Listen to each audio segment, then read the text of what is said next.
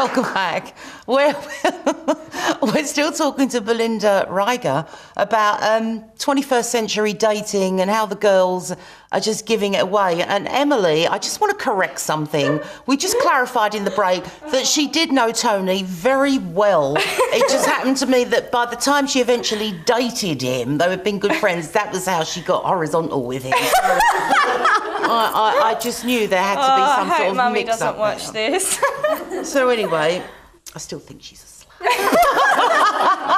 You know what annoys me? You know what annoys me about girls? A lot of girls, they will say, but the guy said he wouldn't see me again if I didn't have sex with him. Well, hello, that means he's an asshole and he's not worth seeing again. That's what kills me. They get caught in this emotional trap. Yes. Blackmail, Yes. whatever you want, where they're so insecure and they've got no self-esteem. Yeah, that's it. And men will use that. I know, and it's terrible. So that the site is all about inspiring women to believe that they're worth more and taking a stand, giving men their balls back with regards to the dating scene and letting them take charge. Where are the mums in this? I don't know. I had a very strict upbringing, which I think obviously comes out in my wild personality because I was kept so caged. Not sexually, but, you know, I'm out there, I will say anything.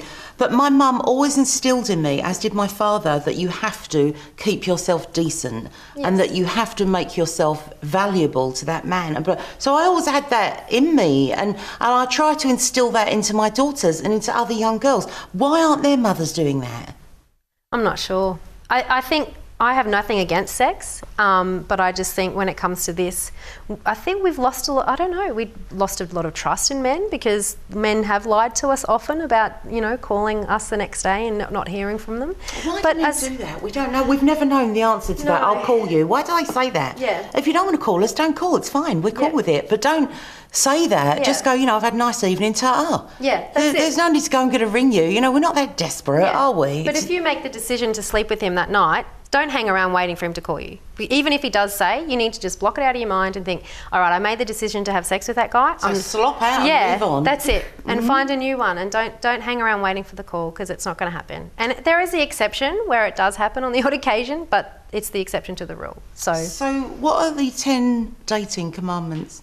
Well, I'll give you 3 because there's quite long. So every week I reveal a new dating commandment, and there's 10 at the moment. So the first one is sex does not equal love, as we've been discussing.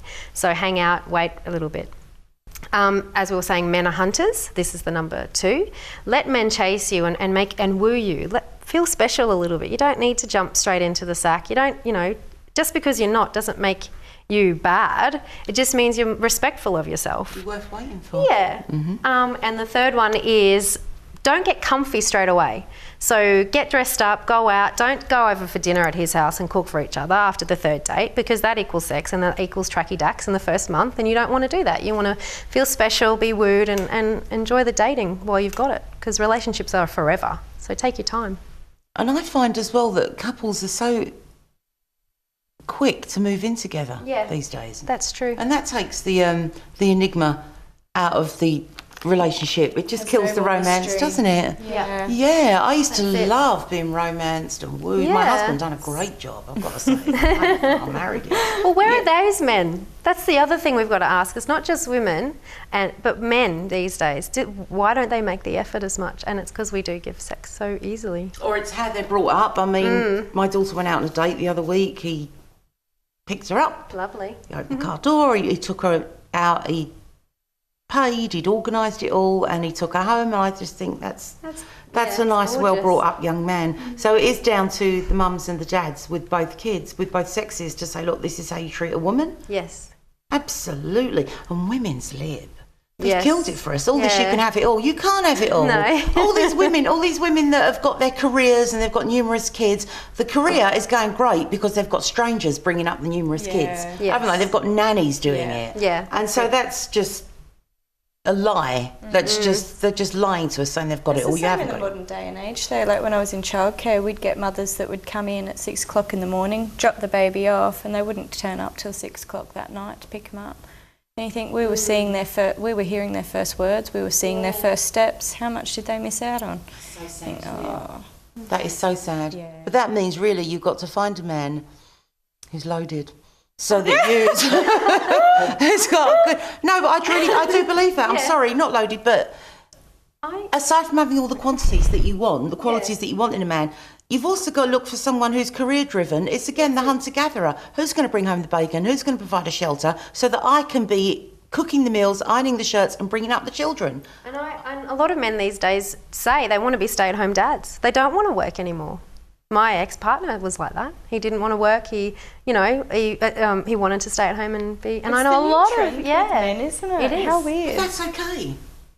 If the woman wants to Work, it's great. It does work in some scenarios, in some situations where men are better at looking after the house and organising that sort of thing. So great. If it works for you, fabulous. Yeah. As long as there's that mutual respect and understanding. True. Would I want a stay-at-home husband? Absolutely not. No. No, I want to be the one at home. Me too. Yeah, and I'm old-fashioned again. I like my man to be out working because, it's more interesting. I'd like to... What are you going to talk about when you get home? You know, like he's going to talk about the mums around the school gate. Yeah, no, it wouldn't seem that. Okay, so who should join your group? Well, anyone can join the group, females, married, single, in a relationship. It's not about bashing men, it's not about bashing women, it's about inspiring women to love themselves a bit more and go for what you deserve, don't settle. So hearing inspirational stories from people who are married is helpful, as well as people who are single who want advice on someone they're dating. It's really great. That is good. No, that sounds great. If you need advice on someone you're dating, you can go to the site, put it out there, and then you get all the different opinions. Yeah. That would be invaluable. Come on, you think about it, Em. In my day, that would have been great. I could have eradicated all those dickheads that I dated. True. It's like the female version of He's Not That Into You, basically.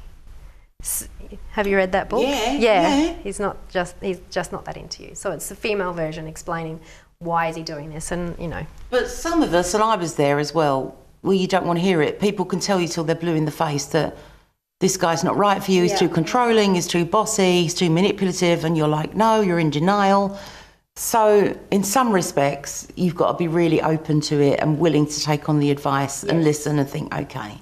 And I've experienced it. I've lived through relationships like that myself. I've been the single girl thinking if I slept with a guy, I would find love when it never happened. And I've been the girl in a relationship that wasn't successful, that I tried to keep putting in, that was detrimental to my happiness. So, But I'm not too cross or regretful about those relationships because you learn so much about yourself and what's not right for you. Definitely. So that's actually a winner, I think. Yeah. Sometimes to be in a shit relationship and then to be able to get out of it and think, okay, these qualities are no good and that's not working. And that's it. It's research. I call it dating research, to work out who you actually, is right for you for long term.